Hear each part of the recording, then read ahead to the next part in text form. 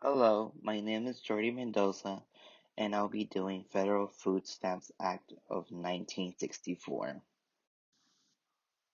What is the Federal Food Stamps Act of 1964? The Federal Food Stamps Act of 1964 strengthens the agriculture economy. It helps achieve fuller and more effective use of food abundances.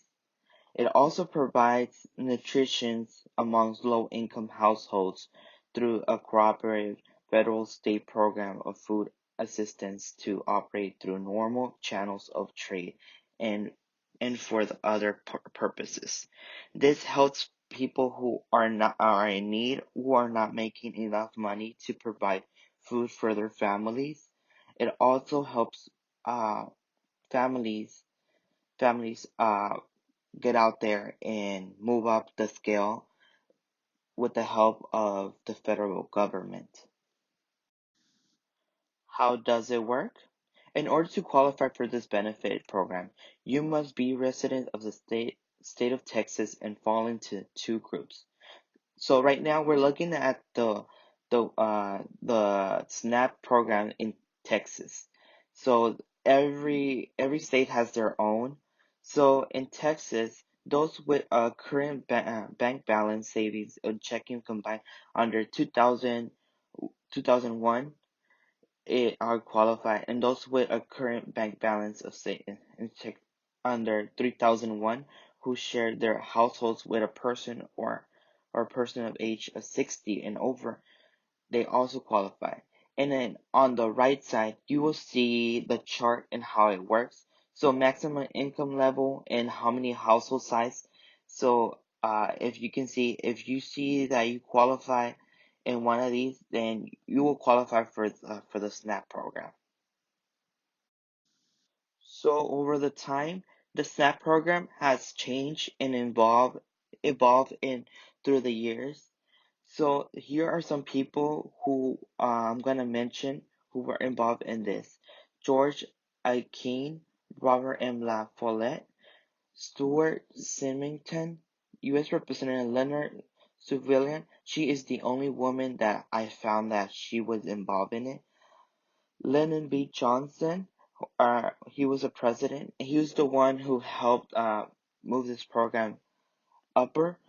Jacob Javits, Esther Kefauve, Leon Panetta, Senator Leash, Hubbard Humphrey, Bob Dole, Congressman Foley, and George McGrove. These people have changed the program over the years from making it just eating oranges to more of eating more nutritious, organic, and leaving the soda pops alone. Cereal snaps. Snaps has changed 7 times during these couple of years since 1964. Even though there was more before that, but it was established in 1964, the actual Food Stamps Act. Okay, the Food Stamps Act was passed by President Lyndon Johnson, like we mentioned earlier. The major revisions were made in the program in 1977, and it helped the minority communities and federal support of the implement of the program at the state level. In 1980 to 1981, uh, the SNAPS program was educational, established the optional programs in the states. States could apply to matching funds for the federal government.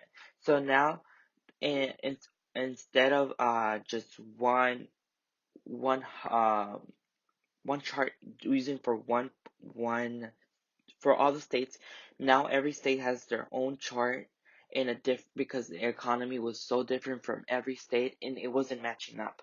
So they changed that part. Next, a significant changes were made in Food Stamps Act in 2000s and 1990s, and it's where they already made an adjustment of how old you have to be in order to apply for it, and what things you needed to apply for. And then we go to 2008. In 28, the Farm Bill was presented, and it changed the name to SNAPS. It increases the purchase of healthy food and helps several people to work. And then 2011, it increased more, and the 2012 Farm Bill debate about what food stamps can be purchased by beneficiaries. So people were buying snacks and buying cigarettes and alcohol. So they had to put this new law in saying that no, you cannot do that. You have to eat healthy food. We're providing this money for you, not so you can have fun with it. In 2014, that does not permit benefits of user purchase. Now in 2014, now they're saying no, you cannot buy alcohol, tobacco products, or hot food. It has to be food that you can create at home. So this was a good change because now in 2014 they were saying let's eat organic. Let's make the people eat way more healthier. So they're promoting healthy food. This is where Michelle Obama came in saying changing the food at schools and making programs so people that can eat healthier during the summer, and kids won't be out of food in the summer. And this all changed over the years, and it was good. And I think there should be more changes in the way. So that's gonna be in the later slides. There has been three pros that stood up to me whenever I was reading and researching about food stamps. The number one was that families are considered insecure, and and it helps the families get that need that they need, because some families are out of food for several days, and thanks to SNAP it fills that gap in, and they have enough money to pay for the bills. The second one is that they add $1.73 into the economy activity. So supporting SNAPs, people it helps the economy balance. And then the third one, it promotes healthy eating for the people. So no more McDonald's, no more Jack in the Box. So people don't have to they're not allowed to buy fast food with snaps. And it's good because the United States has a lot of obesity issues. So thanks to this, it's helping it. As there's some pros, there's also some cons. So, some of the cons is that the mentality of some people are saying that people are being labeled as lazy and poor work ethics. They have poor work ethics. So, so many people are not trying to get snaps, and they're embarrassed to go get some. Another one is that we have so many frauds. So people are selling their snaps, and they're trying to make a lot of babies so they can get more funding into snaps, because it's like for them it's like an economy. So it loses the so fraud is a big issue in this program. Another one is that it doesn't provide soap, paper products, or any hygiene items that they can help families, because as food is provided, but the thing is that as food and hygiene products go along together. So families don't have the support in getting some sometimes. So I think it will be a good idea to add it in. For any project that you have in mind, you will always have a goal and an objective for that project. So for my revision, my goal is to provide food, but also add an extension to the STAT program. My goal number two is to make people more independent. By these two working together, and my number one goal, people will have more hygiene care and soap and paper. And my number two, I will have to change some of the concepts that we see in the SNAP program. The objective will be that contact companies who would like to start up a partnership with us by helping us move up this extension project. And another one is we will cut off some of the funds of the SNAP program, of SNAP money, so we can make people more independent. What revisions can we do in this act?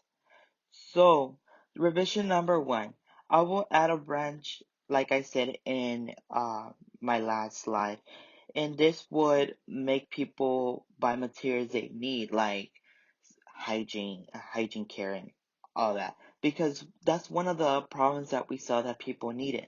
Revision number two, uh, the SNAP programs will only cover 6 months until so people can get enough time to get a job and make sure to get enough money to provide for the family and gather enough money overall. Under revision number three, if the person is asking for extensions, this is only for the families. So if we would provide CPS and social workers to help these families. Our mission is to help these families and make the next generation have a better life. This will mean that our main priority is for healthy and safe the safety the health the healthy the well-being and the safetyness of our kids, of our future, because these kids are going to be who are going to make the laws in the future for us, and hopefully they can get a new law that can help minimum wage and other different issues that we have in our country. Some exemptions would be elderly and people who are disabled. These revisions, three revisions, will not affect any of the elderly or disabled people, because, as you know, they also get food stamps, and we will not like to make it harder on them, because I know how hard it is for them already. My last slide will be, how would it benefit people? This will benefit people by giving out better lunches, more food for kids at school. We would have books and help dropout students in the education area, because I am hitting this portion in education, because if we have less dropouts, then more higher chances of students getting jobs and getting paid more than minimum wage. Also, this will help students be more successful in life by them following the pathway that we are in right now, and this will allow them to develop new ways of helping the community and giving back to the community, and in making these daily problems that we have right now something something that we can see it in the past, so we can have a better future for the following generations, and the ones that are going to come after them. And this is my works cited page.